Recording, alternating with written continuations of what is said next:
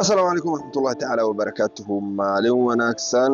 كصلي حبيبك صلى الله عليه وسلم سودو هذا انتينا نلجوكتي إيو انتينا أدى نغصو بيريسا انت نغصو بيري دون تبا مدر انتا إنا سنة بدن رادين يسو قول لكن عاد ولي تاغن تاي ماشي هور وحاجر شان عادو او اي كتاغن دادك غاري قوش اي جوجيين هذه أضربتو إنا تقول ايساتا ما قول غارتو waxay kaaga xiran tahay inaad go'aan qaadato shantan caadana meeshaas uga tag halkaad naga daawanaysaan waa channelka xasantiin bade aniguna waxaan xasantiin bade haddii aad nagu cusubtaa nagu soo bir haddaan inuu joogtana like to wana dhiirigelisa waa inaan dhaqaajisaa aan ku bilaabno midda koowaad dib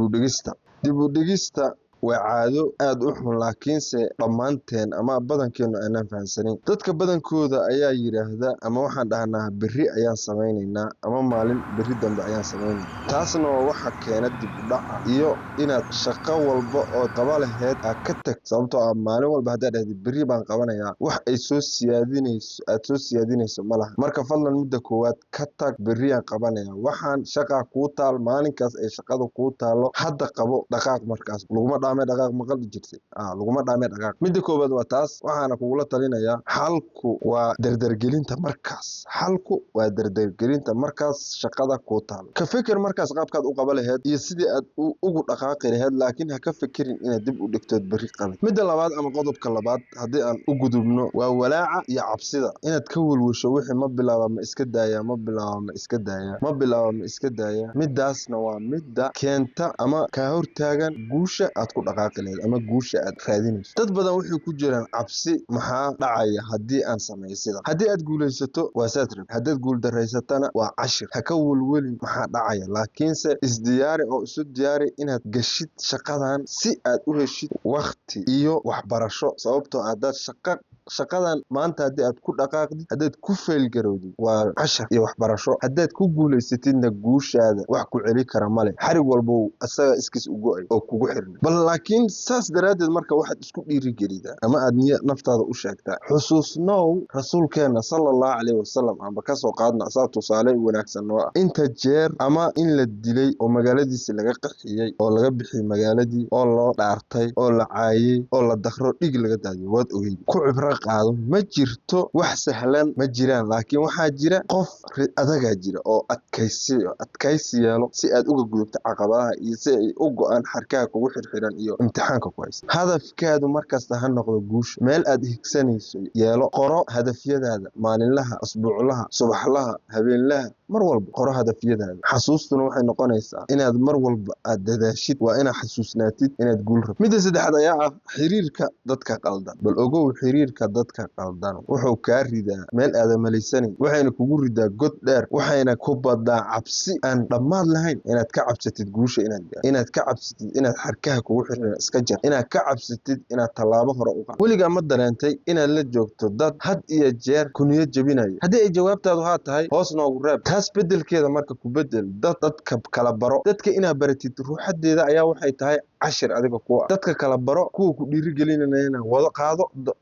wado kuwa ku niyad jebinayana dee xalka taas wuxuu yahay marka inaad isku hareereydid inaad macnaha dadku cabsi gelinaya inaad la joogtid xal ma ah waa waxa aad ku gaarin horumar xalkeedu marka waxa waaye inaad ka guurtid qofka ku cabsi gelinaya oo isku hareereysid dad ku dhiiri gelinaya kuna siinaya hore u kac iyo war hore u soco iyo maxay ay tahay war dhaqaaq iyo gabar yahay dhaqaaq sida waalidka oo kale oo ku dhiiri geliya horumarkana waxa ka xigta in adigu qalbigaada niyadaada gelisid in horumar gaartid iyo in ilaahay tala saarin labadaas bas inta kale ayada iska imaanaysa sababtoo ah horumar waana socota wadada aad qabto marka isku hareeray dadka kuwa kugu dhiirigeliya horumar naftaada aamin ilaahayna tala saaro dhaqaaq idaa casamda watawakkal cala allah go'aan haddaa qaadatid ilaahay tala saaro intaas bis wa islaam haddaan nahay ilaahay wax walba noo fuliyo midda afaraad ama qaybta afaraad ayaa ah dulqaad la'aan inaada dulqaad aadan lahayn isku day inaad dulqaad yeelatid meeshii aad tagtid aad ku nagaad shaqada qabanaysid aad wadnaha duldhig maskaxda aad gelisid guushu ma timaado hal habeen ood wax yar qaban waxay u baahan tahay dadaal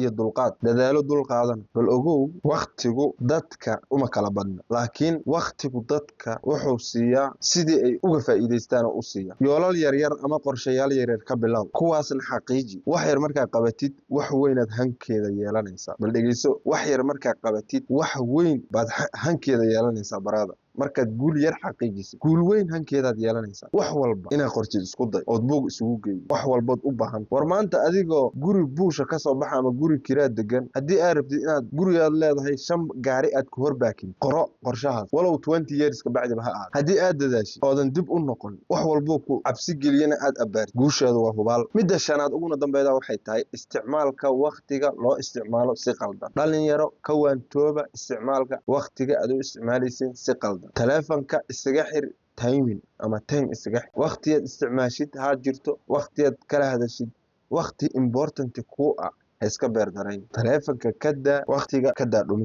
dhumin waqti dhuminta waqtiga kada dhumin waqti yaran haysanaa ummad maxamed waa ogtihiin 60 sano iyo wixii ka yaran haysanaa maanta waxaan u baahanahay anagoo dhalinyaro inaan raaxaysano dabcan u baahanahay inaan raaxaysano laakiin seen u raaxaysanayna waa inaan horta rafaad sababtoo ah rafaadka raaxa ka dambeeyda alniisi maanta hadaad 20 sano hadaad jirto 25 hadaad jirto 15 hadaad jirto hadalkan uu ku anfacaya fiidiyogan waa fiidiyogan sababtoo ah aniga markaan 20 jiray ama 15 jiray ama 30 jiray xitaa ma helin qof ila wadaagto 30 markaan jiray ugu dhaweey inaan helo qof ila wadaagto laakiin maanta jabkan soo maray ayaa i baraya adinkana waxayna ka barayaan marka waqtiga ka daya midda ugu muhiimsan ayaa ah waqtigaada ka faa'iideyso sababtoo ah rasuulka sallallahu alayhi wasallam waa kii dhahay shan horteed shan ka faa'iideyso waxaa kamid ahayd waqtiga ka faa'iideyso intaad firaaqada tahay waqtiga isku day inaad 13 saacadood oo soo jeedo aad uga faa'iideysatay at least aad 5 saacadood oo kamid ah aad uga faa'iideysatay inaad naftaada horumariso sida inaad exercise sameeyid sida inaad maxay tahay cashar qaadid sida inaad quraan akhrid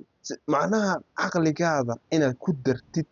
maalin walba sababtoo ah maalin walba qorax walba ku soo baxda waa waqtigaada qayb kamid ah iyo cimrigaada yeetay haddii aad 5 saacadood lumiso oo ku lumiso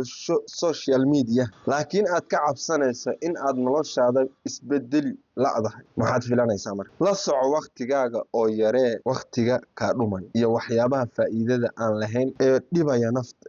ee waqtigaada dhuminaya diiradda saar waqtiga inta ku faa'iidada ah iyo inta ka dhumaysa markaas waxaad kala fahmaysaa waqtigaada qaybta ka faa'iidaysatay qaybta dhum haddii aad rabto marka inaad guuleysato caadooyinkan ka fogow adigu se hadda aad fiirsanaya caadadee ayaad hore u lahayd oo jooji doontaa commentiga nagula wadaag waxyaabaha aad u baahantiin inaan ka hadalno